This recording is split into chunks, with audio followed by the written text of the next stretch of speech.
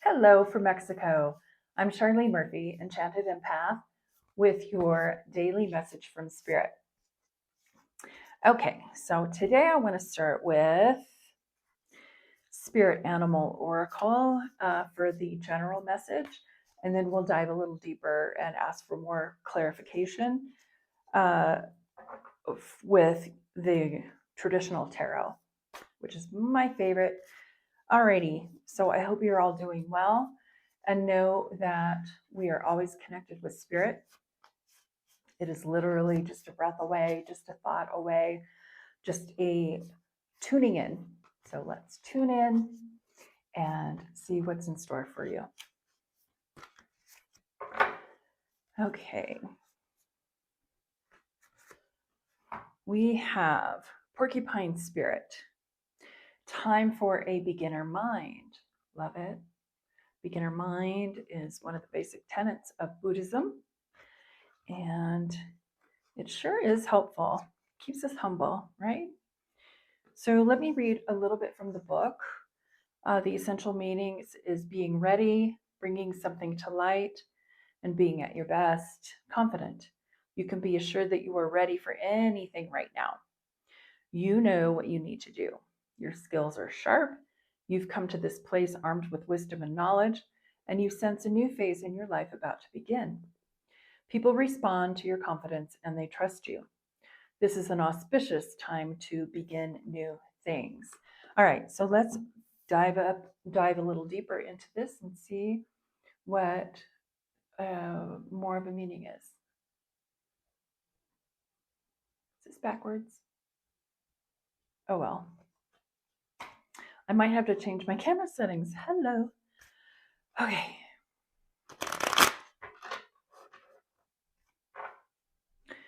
I'm gonna go ahead and shuffle and cut the deck in 3/3.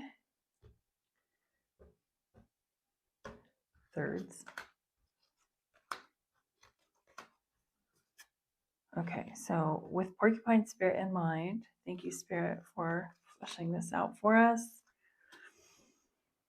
Okay, so we have the Three of Swords.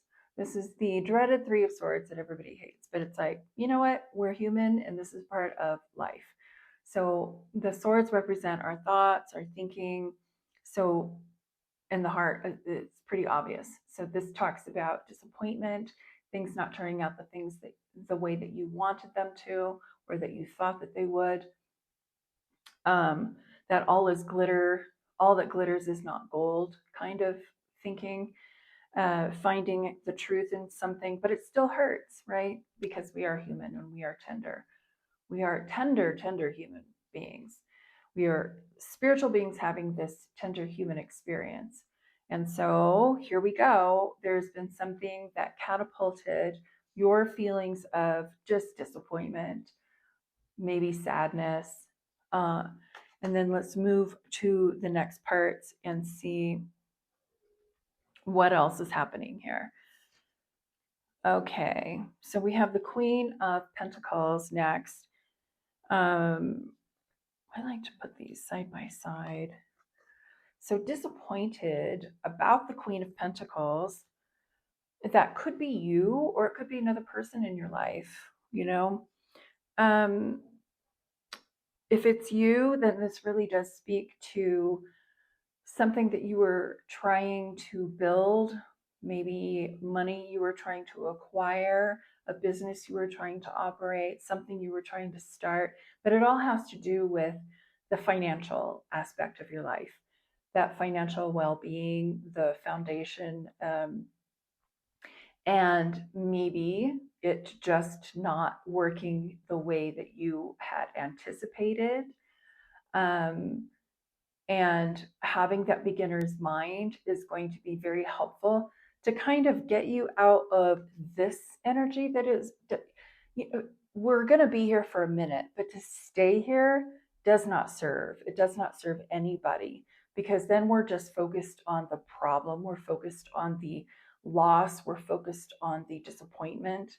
And then we really do need to shift back into this boss energy eventually. Take your time, but don't dwell there.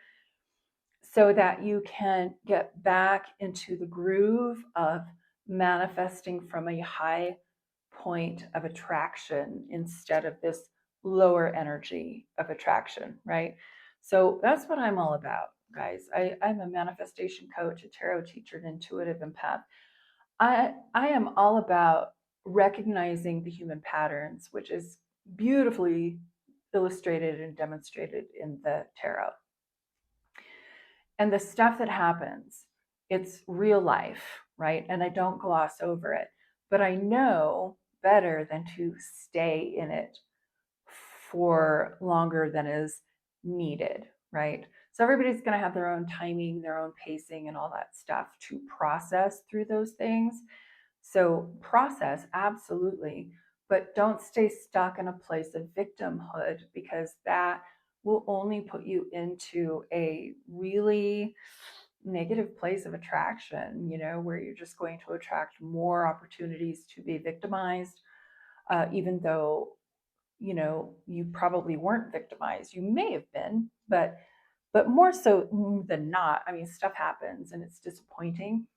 But then we can have the choice, the option. Happiness is a choice. All of this stuff is a choice, to learn from the disappointment, learn from the mistake, learn from the loss, and then rebuild better, eventually. So we get to that place of rebuilding better. Now we have more data.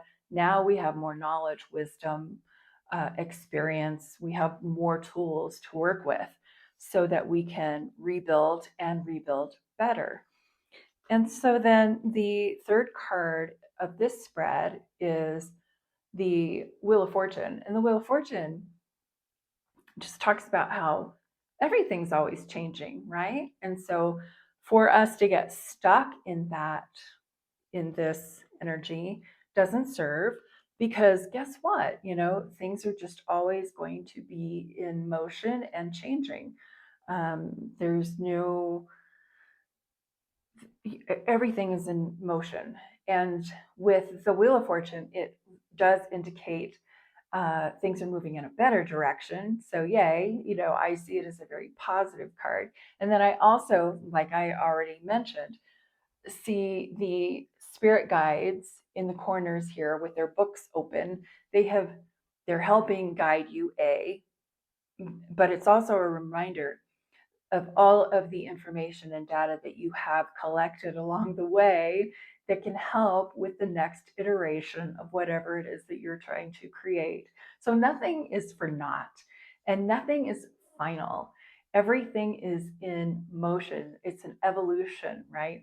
And so I think it's a really good skill and, emotional and spiritual maturity to see these so-called failures as opportunities and as new ways of seeing things and doing things and improving upon them. And so this is, the outcome card, meaning that that's exactly what's going on with you. And getting into that beginner's mind again of back to the drawing board, to me, that's fun. It's like, okay, we have a clean slate. Now we know what works, what doesn't work. Now we have some answers that were unknown before, or questions that were unknown before. Now we have answers to them. And so that helps our formula become tighter and with less variables. And so now we have more of a cohesive design for success, which is great. And so now we can build on that. All right. Do we want to pull another card? Let's do it. So porcupine spirit, beginner mind, bring that beginner mind back. Every opportunity is the opportunity of a fresh start. And so if we have that mind that is full, that knows everything and isn't curious, then, that's no fun. We're just going to be stuck in the same stuff. And then the wisdom of the oracle card is to go the distance. Yay. This is just confirmation. It's like, okay, little blip, guys. So now we know better, we do better, we go further and keep going. Don't let this stop your progress. Learn from it and build, create even better and stronger and faster, apparently. Okay, I hope this was helpful. If any time any of you want a reading, a one-on-one with me, that is always an option. The links to schedule your session are below, and easy peasy. You can just do it yourself on my website, charlenemurphy.com, and I will see you all tomorrow. Take good care. Bye for now.